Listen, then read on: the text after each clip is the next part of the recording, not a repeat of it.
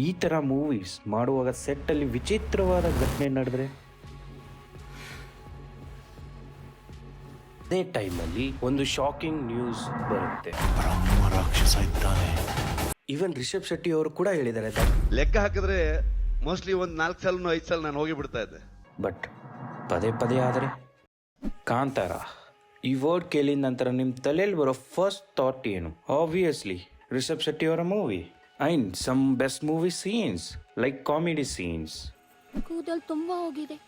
ಕಾಡಲ್ಲೊಂದು ಸೊಪ್ಪು ಸಿಗ್ತದೆ. ಸೊಪ್ಪು ನೀನು ಹೇಳುದಿಲ್ಲ ಮತ್ತೆ ಸೊಪ್ಪಂತೆ ಸೊಪ್ಪು. ಭೂತ ಕೋಲ ಸೀನ್. ಆದ್ರೆ ನಾನಿಲ್ಲಿವರೆಗೆ ನಿಮಗೆ ಕೊಟ್ಟಂತ ನೆಮ್ಮದಿಯನ್ನು ನೀವು ಹಿಂತಿರಿಸಿ ಕೊಡ್ಬೋದಾ ಗೊತ್ತಿನಾರೆ. And finally the best scene of movie climax scene.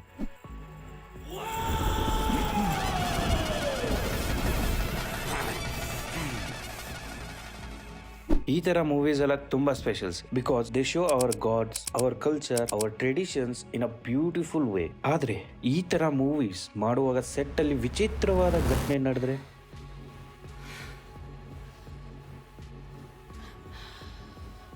ನೀವು ಥಿಂಕ್ ಮಾಡ್ತಾ ಇರ್ತೀರಾ ಇದೆಲ್ಲ ಸುಳ್ಳು, ಇದೆಲ್ಲ ಕಾಲ್ಪನಿಕ, ಇದು ಯಾವುದು ನಡೆಯೋದಿಲ್ಲ ಅಂತ.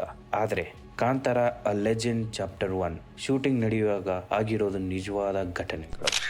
ಮೇ 6th 2025 ಸೌಪರ್ಣಿಕ ರಿವರ್ ಹತ್ರ ಕಾಂತಾರ ಶೂಟಿಂಗ್ ನಡೆಯುವಾಗ ಬ್ರೇಕಲ್ಲಿದ್ದ ಜೂನಿಯರ್ ಆರ್ಟಿಸ್ಟ್ ಕಪಿಲ್ ಅವರು ಆ ನದಿಯಲ್ಲಿ ಸ್ವಿಮ್ಮಿಂಗ್ ಮಾಡೋಕೆ ಅಂತ ಹೋಗ್ತಾರೆ. ಬಟ್ ಅವರು ಮುಳುಗೋಗ್ತಾರೆ.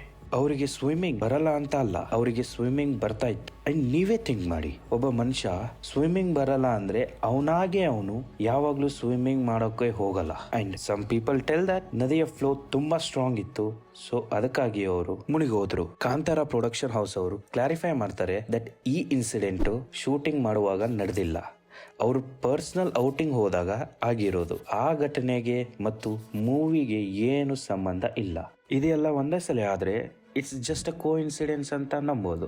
ಬಟ್ ಪದೇ ಪದೇ ಆದರೆ ಮೇ 12th 2025 ಉಡುಪಿಯಲ್ಲಿ ಒಂದು ಮೆಹಂದಿ ಸೆರೆಮನಿ ನಡೀತಾ ಇರುತ್ತೆ. ಆ ಮೆಹಂದಿ ಸೆರೆಮನಿಯಲ್ಲಿ ಸಡನ್ ಆಗಿ ಒಬ್ಬರಿಗೆ ಹಾರ್ಟ್ ಅಟ್ಯಾಕ್ ಬರುತ್ತೆ. ಅಂಡ್ ಅವ್ರು ಯಾರಂದ್ರೆ ರಾಕೇಶ್ ಅವರು. ಅಂಡ್ ಗೆಸ್ ವಾಟ್, ಅವರು ಈ ಮೂವಿಯಲ್ಲಿ ಇದ್ದಾರೆ.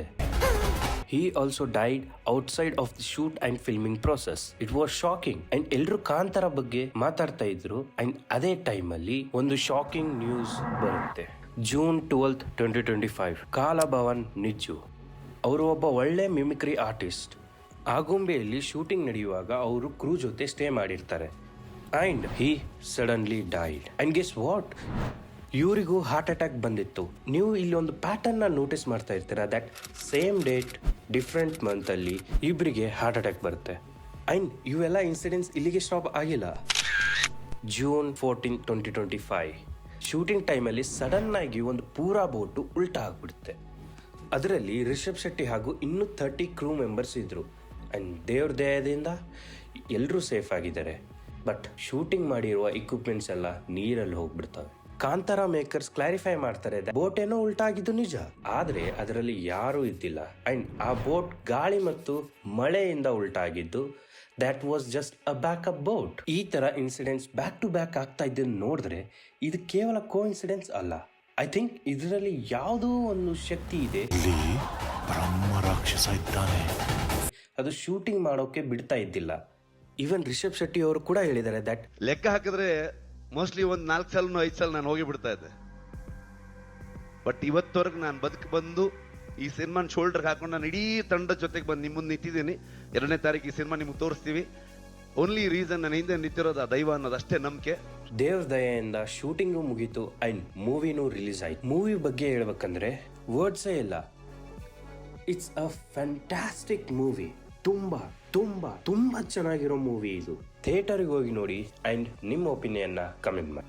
And say no to piracy. From these incidents we can learn that ಎಷ್ಟೇ ಕಷ್ಟ ಬಂದ್ರು ನಾವು ನಂಬಿರೋ ದೇವ್ರು ನಮ್ ಕೈ ಬಿಡಲ್ಲ. ಭಕ್ತಿಯ ಬೆಳಕಿನಲ್ಲಿ ನಮ್ಮ ದಾರಿ ತಪ್ಪಲ್ಲ. ಕಷ್ಟ ಬಂದ್ರು ನಾನು ನಂಬಿದ ದೈವ ನನ್ನ ಕೈ ಬಿಡಲಿಲ್ಲ.